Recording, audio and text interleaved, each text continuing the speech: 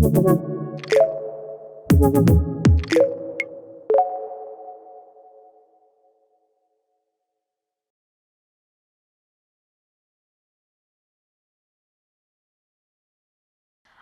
I'm Angelica and I'm here today with Sue to talk about reviewing risk assessments. So Sue, when we're looking at risk assessments, very often people know about risk assessments and they've got them completed, but they forget to go and review them when circumstances change in the workforce, such as new people coming in, retirements, new equipment. So tell me what your view is on that, Sue. Well, I think that the obligation to carry out risk assessments is pretty well known now. So it's not often that I find myself going to an organisation that doesn't have them in place. The issue as a lawyer is more often that the risk assessments are in some way inadequate. So as you've said, they're there, but they haven't been reviewed when, for example, somebody's pregnant or acquires a disability through an injury and circumstances have changed. And then the next issue for me is that if they reviewed them, they haven't in some way recorded that review. So there's no documentary follow through in terms of what's been done, what's been looked at and what's been changed over time. But for me, I think the most important thing is that people assume that procedural or process change or machinery change, for example, might prompt a review of risk assessment. But actually what gets forgotten about all the time is that the control mechanisms may change with time. What's available to manage a risk it does change, does alter, and people forget to look at that. Working on the if it ain't broke, don't fix it principle. Is that similar to your experience? It is, Sue, and very often when I used to review risk assessments when I worked for the Health and Safety Executive, I would often find that there was control measures much further up the hierarchy of control which hadn't actually been thought about, and so therefore they were utilising control measures that weren't suitable and sufficient, and it left them very exposed to an accident or an incident actually taking place and someone actually getting hurt.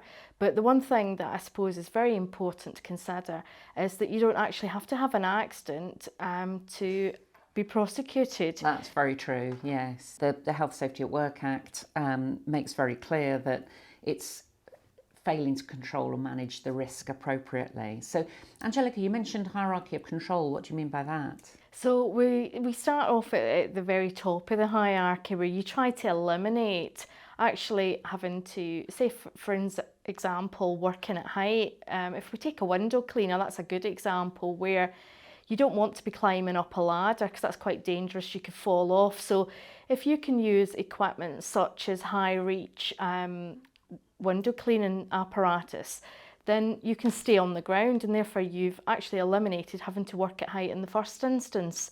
When we look at the hierarchy, then if you weren't possible to do that, you start to come down in substitution, and then eventually we get to the very bottom, which is PPE, which would have been working at height with perhaps harnesses, not necessarily in the window cleaning situation, but and very often that's what many duty holders will go for first, is the PPE element. Yeah, I get the impression sometimes that somebody looks at a risk and thinks, oh yeah, if we give them a high-vis jacket, for example, that'll protect them, that will do it, without thinking, actually no, the obligation is to eliminate the risk if possible. Don't put them in harm's way, don't put them in the path of the traffic first of all, and then you'd next try and manage it through training, I guess. Yeah, you're absolutely right, Sue. You know, the high-vis jacket, the driver might see it, they might not see it. You could be standing in the wrong position, they see the clothing in your arm and miss the high visibility. So therefore, you know, if you'd done a risk assessment, you should have thought of putting perhaps a physical barrier in, you know. So if we look at workplace transport, you're looking at putting in some barriers, some of these ARCO barriers, or there's many other solutions that are fit for purpose, and it all comes back to what's reasonably practicable for an organisation, the costs versus the risk. And that's really something that every organisation has to consider for themselves. But it's all part of that risk assessment process and having the best controls in place to protect your workforce.